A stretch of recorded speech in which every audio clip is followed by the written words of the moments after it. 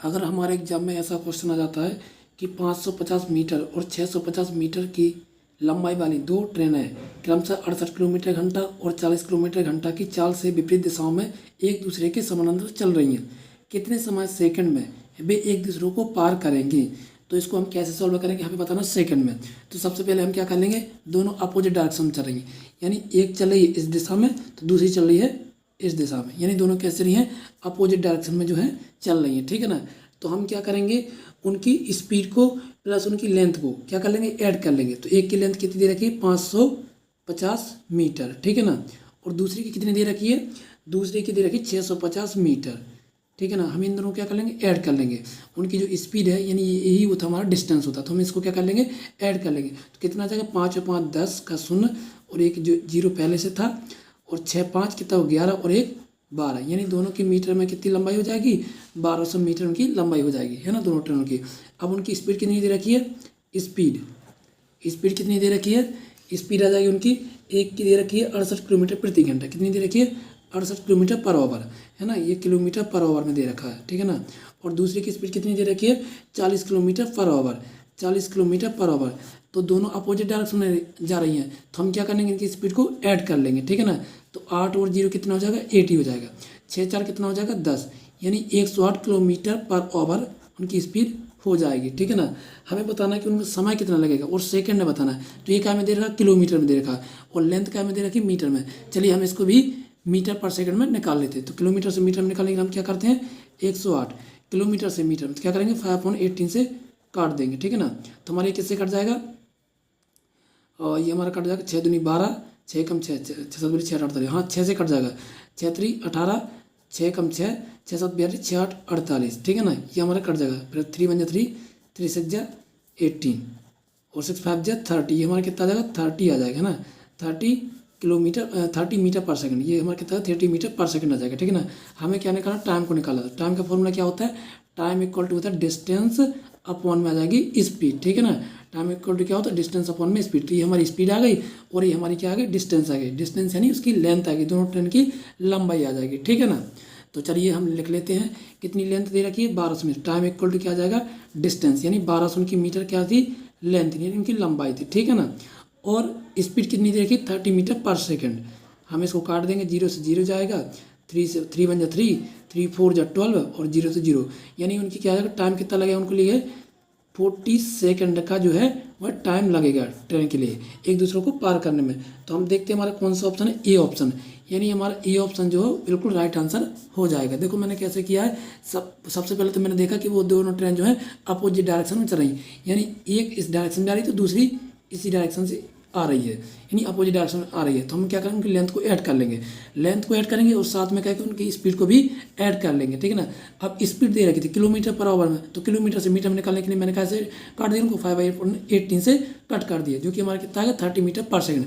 अब हम रखेंगे फॉर्मूला कौन सा, टाइम का, क्योंकि हमें टाइम ही तो बताना है कि कितने सेकंड हुआ एक दूसरों को पार कर लेंगे। तो टाइम इक्वल टू क्या हो जाएगा, डिस्टेंस अपॉन में स्पीड। ठीक है ना। टाइम इक्वल डिस्टेंस अपॉन में स्पीड हो जाएगा, तो 1200 की लेंथ यानी जो कि डिस्टेंस हो जाएगा, और 30 मीटर पर सेकंड जो कि स्पीड हो जाएगी, इससे हम काट देंगे तो हमारा कितना आ जाएगा, 40 सेकंड, यानी उनको टाइम कितना लगेगा, 40 सेकंड का टाइम लगेगा एक दूसरे को पार करने में, जो कि हमारा ए ऑप्शन बिल्कुल परफेक्ट आंसर हो जाएगा। अगर हमारे पेपर में ऐसा क्वेश्चन आ जाए, एक ट्रेन बिना रुके एक निश्चित दूरी को 75 किलोमीटर घंटे की औसत चाल से तय करती है, और जब वह रुकती है तो समान दूरी को 65 किलोमीटर घंटे की औसत चाल से तय तय करती है, वह ट्रेन की प्रति घंटा कितने मिनट में रुकती है। ठीक ना। हमें बताना होगा वह ट्रेन जो है प्रति घंटा कितने मिनट रुकती है। तो आइए चलते हैं, इसको सॉल्व करते हैं।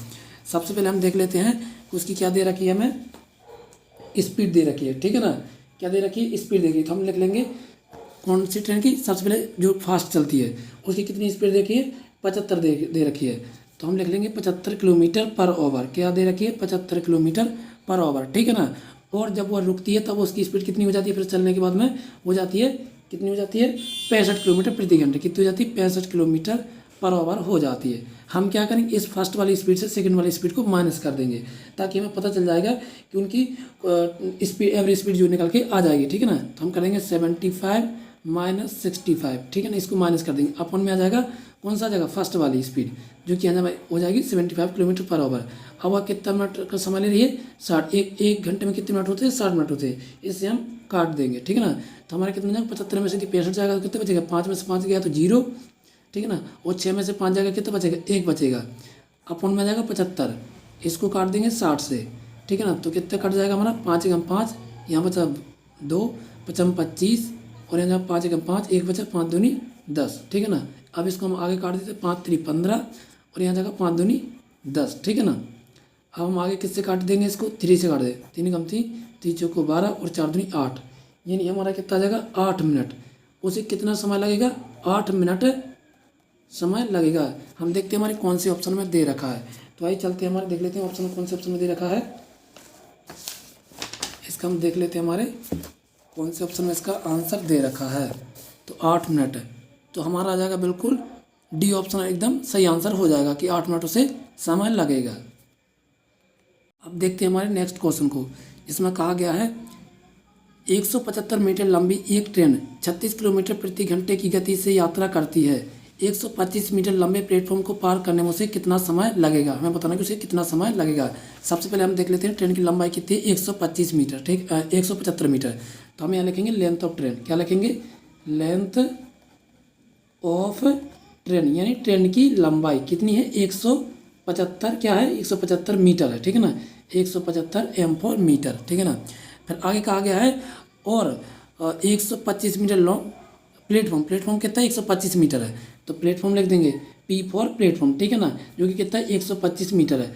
अब हम इन दोनों क्या कर लेंगे, ऐड कर लेंगे, यानी इसको ट्रेन की लंबाई को और प्लेटफॉर्म की लंबाई को ऐड कर लेंगे, जो कि हमारा कितना जाएगा, 5 और 5 10, 10 का हो जाएगा 0, फिर कैरी आ जाएगी 1, 7 2 9, और 1 10, 10 का 0, कैरी आ जाएगी 1 1 1 2, और 1 3, यानी 300 मीटर हो जाएगा, ठीक है ना, हो जाएगा ना। यानी प्लेटफॉर्म की लंबाई प्लस ट्रेन की लंबाई, हमें क्या बताना है कि टाइम कितना लगेगा उस प्लेटफॉर्म को पार करने में, ठीक है ना। तो देखो यहाँ पे क्या दे रखा है, मीटर लंबे प्लेटफॉर्म को पार करने में से कितना वक्त लगेगा, यानी कितना समय लगेगा। स्पीड देख लेते हैं 36 किलोमीटर प्रति घंटा। अब जो स्पीड जो दे रखी है वो हमें देखना है कि स्पीड कहाँ में दे रखी है, किलोमीटर पर आवर में दे रखी है, जो कितनी दे रखी है, 36 किलोमीटर पर आवर। किलोमीटर से मीटर में चेंज कर लो, क्या करेंगे, किलोमीटर से मीटर में चेंज करने के लिए क्या करते हैं, 5/18 से ही तो काटते हैं, तो काट देते हैं 5/18 से, 18 कम 18, 18 दूनी 36, और 5 दूनी 10, यानी ये जगह 10 मीटर पर सेकंड। हमारी स्पीड क्या में आ गई, मीटर पर सेकंड में आ गई। हम इसको अब क्या करेंगे, हम क्या करेंगे, फॉर्मूला रखेंगे, हमें टाइम बताना, समय बताना कि कितने समय लगेगा उस 125 मीटर प्लेटफॉर्म को पार करने में ट्रेन को। यदि ट्रेन की लंबाई 175 मीटर और कितने किलोमीटर की रफ्तार चल रही हो, 36 किलोमीटर प्रति घंटे की, जो कि हमने मीटर में निकाली है 10 मीटर पर सेकंड में। तो आइए चलते निकाले, तो अब तो हमारे लिए बहुत आसान हो गया। तो हम इसको कैसे करेंगे, इसको हम करेंगे टी फॉर टाइम, यानी टाइम इक्वल टू क्या होता है, डिस्टेंस अपन में हो जाएगा अपना स्पीड। हो जाएगा नहीं हो जाएगा, बिल्कुल हो जाएगा। चलिए रख देते हैं टाइम, तो हमें फाइंड करना, तो टाइम कुछ नहीं, तो डिस्टेंस कितना दे रखा है, दोनों को मिला के 300 आ जाएगा। आ गया कि नहीं आ गया, ये आ गया हमारा 300। अपन में रखेंगे स्पीड कितनी देखिए, 10 मीटर पर सेकंड, तो 0 से 0 कट जाएगा, जो कि हमारा टाइम कितना आ जाएगा, टाइम हमारा आ जाएगा T for time equal to आ जाएगा 30 मीटर पर सेकंड। ये हमारा आ गया टाइम कि भैया उसे 30 मीटर पर सेकंड जो है इतना समय लगेगा, है ना। तो हम देखते हैं हमारे कौन से ऑप्शन में, यानी 30 मीटर पर सेकंड नहीं, सॉरी 30 सेकंड का टाइम लगेगा। मीटर पर सेकंड तो स्पीड होती है, ये मीटर पर सेकंड हमने स्पीड निकाली थी, यानी उसे टाइम कितना लगेगा, 30 सेकंड का वक्त लगेगा, 30 सेकंड, ठीक है ना। तो हम देखते हैं हमारे कौन से ऑप्शन में दे रखा है 30 सेकंड, जो कि हमारा आ जाएगा ये ऑप्शन एकदम परफेक्ट आंसर हो जाएगा कि हमें कितना समय लगेगा, 30 सेकंड समय लगेगा। अब चलते हैं हमारे नेक्स्ट क्वेश्चन पर, जिसमें क्या कहा गया है, भोपाल से वाराणसी जाने में ट्रेन की गति 100 किलोमीटर प्रति घंटा है, जबकि वाराणसी से भोपाल वापस आने पर इसकी गति 80 किलोमीटर प्रति घंटा है। पूरी यात्रा के दौरान औसत गति क्या, हमें बताना कि इसकी औसत गति क्या है आने और जाने की, ठीक है ना। तो हम क्या लिखेंगे इसमें, एवरेज स्पीड। क्यों लिखेंगे एवरेज स्पीड का अर्थ है औसत चाल, ठीक है ना। एवरेज स्पीड, इसमें एक आसान सा फॉर्मूला होता है जब भी ऐसी बात होती है आने जाने की, तो हम इसमें कौन सा फॉर्मूला लगाते हैं, 2x बाई अपन लिखते हैं x प्लस बाई, ठीक है ना। तो हम इस फॉर्मूले को पुट करेंगे और जो भी नंबर दिए रखेंगे उसके अकॉर्डिंग इसको रख लेंगे, ठीक है ना। तो हम यहाँ पे लिखेंगे AV इक्वल टू क्या हो जाएगा हमारा 2 इंटू, अब जाने की स्पीड क्या है, भोपाल से वो वाराणसी जाती तो कितनी स्पीड रहती ट्रेन की, 100 किलोमीटर प्रति घंटा, और जब वो आती तब तब होती है 80 किलोमीटर प्रति घंटा, ठीक है ना। तो हम यहाँ पर रख देंगे 80, ठीक है ना। अपन में क्या रखेंगे, x प्लस वाई, यानी 100 जाने की स्पीड प्लस आने की स्पीड, ठीक है ना। इसको हम क्या करेंगे, 2 मल्टीप्लाई 100 मल्टीप्लाई 80 अपॉन 100 प्लस 80 कितना होता है 180 हो जाएगा, 180 हो जाएगा। 100 में यदि 80 को ऐड कर दें कितना हो जाएगा 180 हो जाएगा। हम क्या कर लेते हैं, 0 से 0 को काट देते हैं, ठीक है ना। अब क्या करेंगे, 2 से काटेंगे, 2 नाम 18 और 2 एकम 2, ठीक है ना।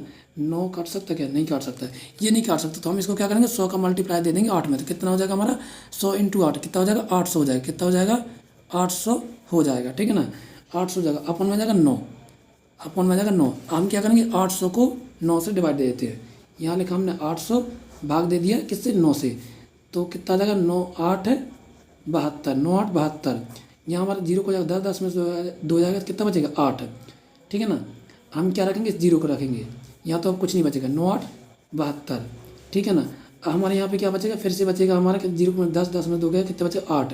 अब हम यहाँ रखेंगे पॉइंट और यहाँ रख देंगे 0, फिर 9 8 72, 9 8 72, ये तो हमारा कट ही नहीं रहा, ठीक है ना। तो फिर से हम यहाँ रखेंगे 8। अब क्या करेंगे, अब यहाँ पे हम रख देंगे 0, ठीक है ना। लेकिन एक नंबर बढ़ा के रख देंगे, कौन सा 9 8 72, फिर हम रख देंगे 9 नाम 81, 9 नाम 81। क्यों बढ़ा के रखा, क्योंकि हमारा फाइनल ताकि हमारा कट जाए, ठीक है ना, इसलिए हमने इसको आगे बढ़ा के नंबर रख दिया।